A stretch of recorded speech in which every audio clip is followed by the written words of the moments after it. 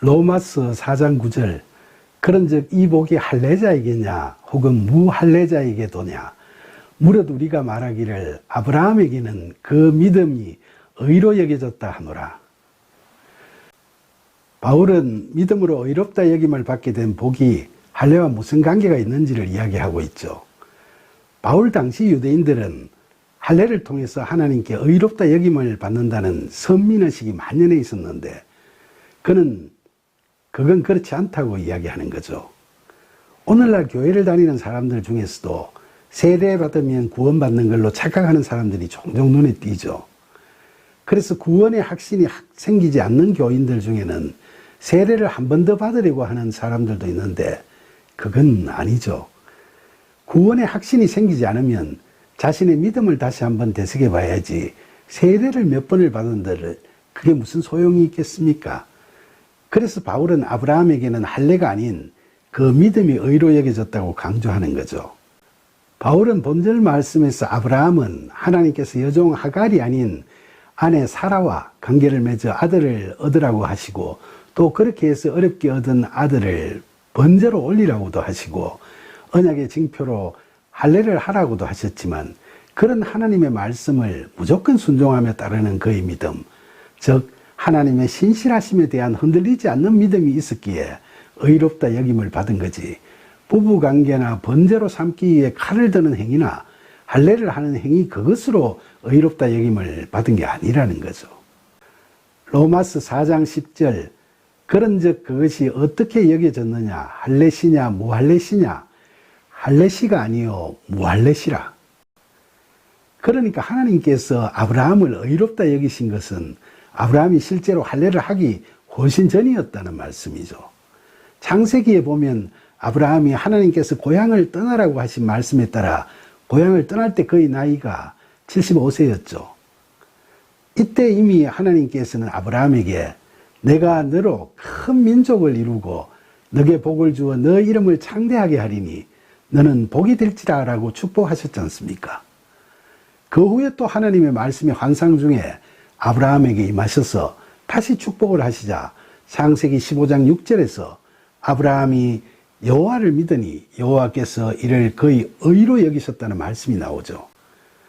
그 후 아브라함이 86세에 하갈에게서 이스마엘을 낳았는데 99세 때 하나님께서 다시 나타나셔서 그의 이름을 여러 민족의 아버지라고는 뜻의 아브라함으로 개명하게 하시고 또다시 사라를 통해 아들을 주시겠다고 축복을 하셨죠. 그리고 그 자리에서 하나님과 아브라함 그리고 그의 후손들 사이에 언약의 표징으로 할례를 명하셨죠. 그러니까 아브라함은 할례를 하면서 하나님으로부터 의롭다 여김을 받은 게 아니라 그 전에 이미 의롭다 여김을 받았던 거죠.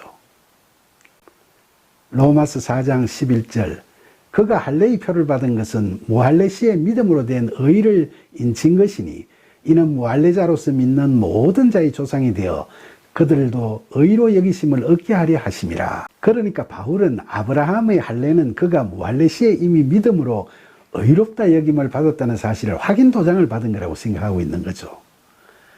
본절은 모든 믿는 자들의 조상인 아브라함과 마찬가지로 무할례자인 이방인들도 아브라함과 같은 믿음으로 말미암아 하나님으로부터 의롭다함을 얻을 거라는 그런 사실을 이야기한 겁니다. 따라서 바울은 여기서 우리가 하나님께 의롭다함을 받는 것은 할례나 세례처럼 그런 의식 절차에 따라 받는 것이 아니라 믿음으로 받는 것임을 재차 강조하는 거죠.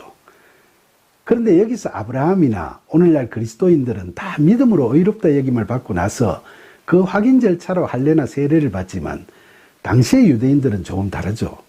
그들은 이미 믿음 전에 태어나면서 난 지 8일 만에 다 할례를 받았죠.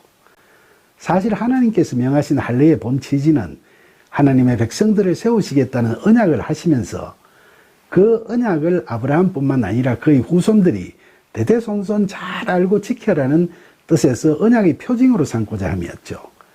그러니까 유대인들이 생후 8일 된 자녀에게 할례를 주는 것은 그 자녀가 믿음의 사람이라서 주는 게 아니라 그 부모가 믿음의 사람으로 태어난 자녀들을 하나님의 말씀에 따라 잘 키워서 생육하고 번성하게 하라는 하나님의 말씀을 잘 이행하겠다는 다짐의 표현이라고도 할 수 있겠죠. 그러니까 그 할례가 그것을 받은 당사자, 즉 생후 8일 된 아이의 의롭게 여김을 받게 되는 그런 징표는 아닌 거죠. 결국 하나님께 의롭게 여김을 받는 것과 할례를 받는 것은 아무런 직접적 관계가 없는 거라고 이야기하는 거죠. 따라서 12절에서 바울은 또한 할례자의 조상이 되었나니 곧 할례받을 자에게뿐 아니라 우리 조상 아브라함이 무할례 시에 가졌던 믿음의 자취를 따르는 자들에게도 그러하니라 라고 이야기했죠. 결국 할례자든 무할례자든 믿는 자에게 아브라함은 믿음의 조상이 되기 때문에 우리 그리스도인들은 누구나 다 아브라함과 같은 믿음으로 하나님께로부터 의롭다 여기심을 받게 될 거라고 바울은 이야기하고 있는 거죠.